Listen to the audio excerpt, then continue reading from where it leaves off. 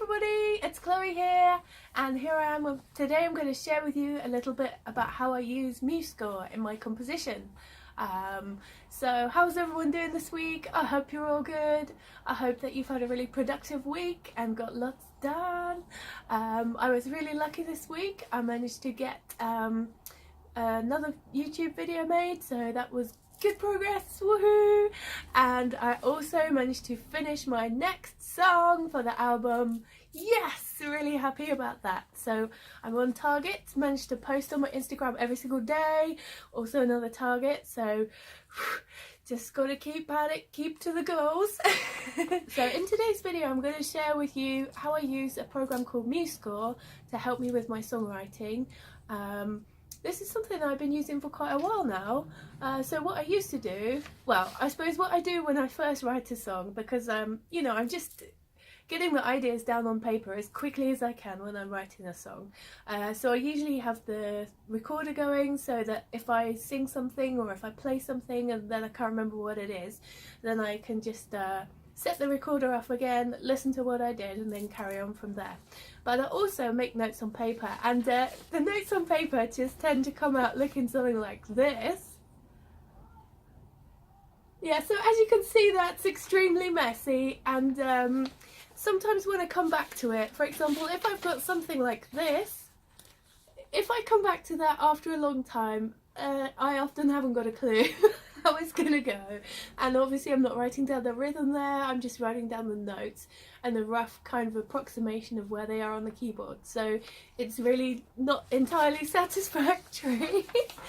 So what I used to do was I used to spend quite a lot of time making the scores myself, and I used to write them out beautifully, like this kind of thing. Now this is satisfying to do, but oh my goodness, it takes forever. It takes such a long period of time, and also of course if you make a mistake you have to start again from the beginning, or I used to find that I would suddenly write a new part for a song and then I'd have to go back and redo the whole score again. So this is why MuseScore has been amazing help to me, and so I'm going to show you a little bit of how I use it. So now I can use it to make the score, and I don't have to be faffing about. So I'm just going to move the camera around so that you can see me working on the computer, because at the moment you can't even see the computer at all. It's like, it's down here.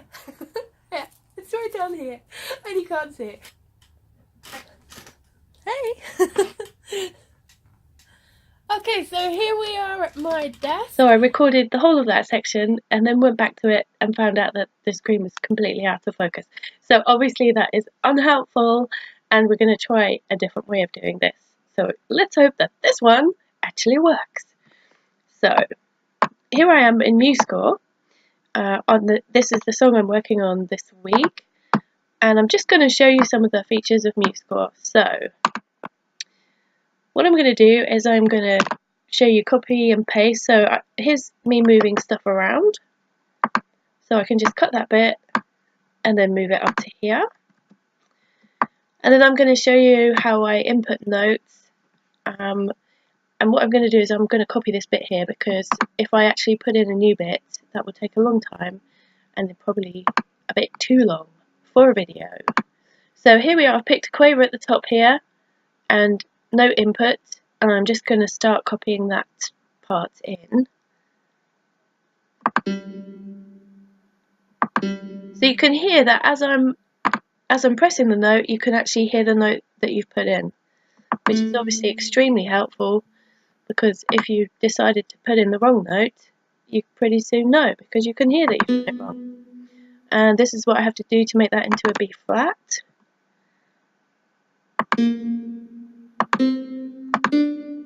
So there, I made a mistake already, but it's okay because we have a back button here. So just undo, and let's try that again.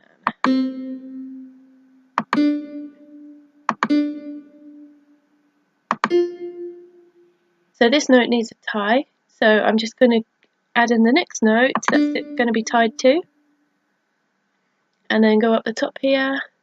Let's get back on the original note, and now we've tied them together. Same thing again here.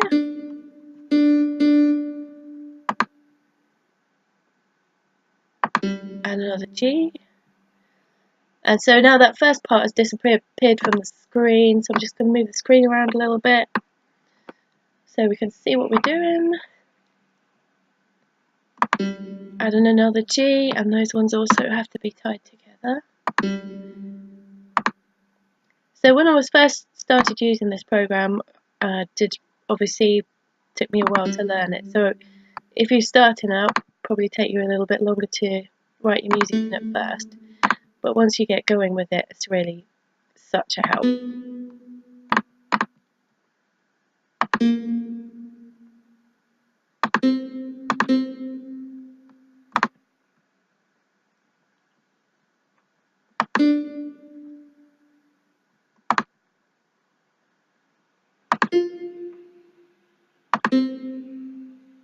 Wrong note again.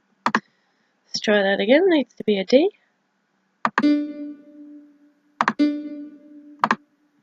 So I'm just showing you a really simple piece of music, but obviously I've been able to put really complicated things into this.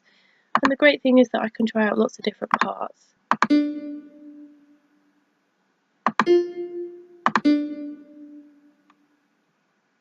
So that's the piece of music finished. And I'm just going to show you how I put lyrics in as well. So you need to click on the note where you want to put the lyrics in. Add text. And of course I'm going to pick lyrics. And then I can just type it in on the keyboard.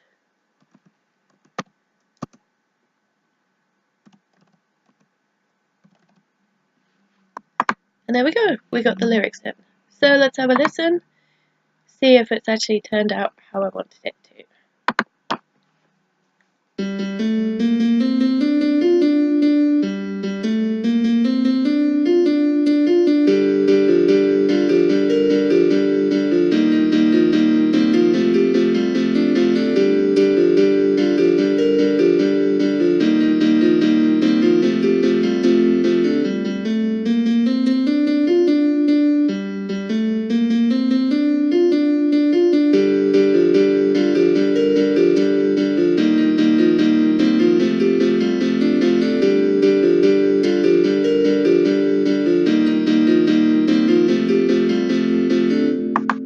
Yep, so I'm happy with that. Everything's come together exactly how I hoped. So yeah, I really hope that's been interesting for you to see a bit about how I work. I'm just going to go through the main advantages and disadvantages that I find of using MuseScore. So as I said earlier, one of the main advantages is that it saves me a lot of time when I'm working. And who doesn't want something that saves them time? Yes, I certainly do want something that saves time. Then another thing, of course, is extremely helpful in helping you to check the score. Helpful and helpful. I'm very helpful. It's very helpful. No, seriously, it really is helpful. Because I'm giving myself the giggles. Oh my god, oh my god, oh my god, oh my god. It's really helpful when you're trying to check your score. You know, you can hear if you've put the right note in, the note that you can hear in your mind. You can hear if that note is the note that you've written on the music. And you can also, it also helps me when I've got a really complicated rhythm to work out the rhythm, because obviously I can try different things, and if it's not what I can hear in my mind, then I need to try something else. So that's definitely the second thing that's helpful about it. Something also that's really nice about it is that at the end of it all you get a finished score, and not only does that give you a great sense of achievement, but also if you're working with other musicians, then it means that you can give them the music to work from rather than trying to give them, you know, a rough idea from playing it or notes on a piece of paper. It's much more professional, you know, so it's a great tool. And it's also really helpful when you're trying to do the instrumentation. Actually, that's not something that I was particularly doing today, but if you're trying to experiment with different instruments and think, you know, do I want a piano here, or would I rather have a violin here, or, you know, anything, or trying out different kinds of drums.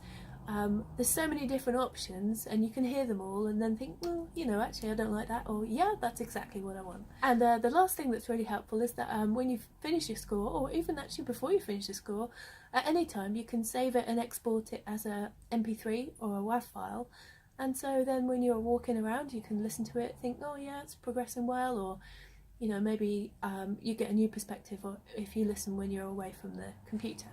And of course it's free. Wow, an amazing tool like this, free to use. You know, what more could you ask? Really, the only disadvantage that I find when I use it is that sometimes it can make the music sound a bit mechanical and take away some of the expressive element.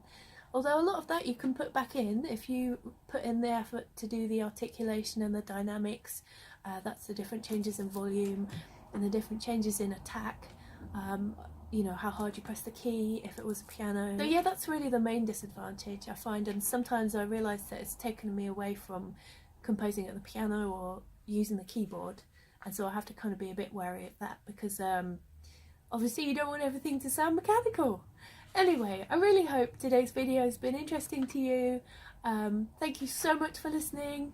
If you want to watch more of my videos, then please subscribe. I'm going to leave the link for MuseScore in the description box below. So if you want to try it out, happy music making. And thanks again.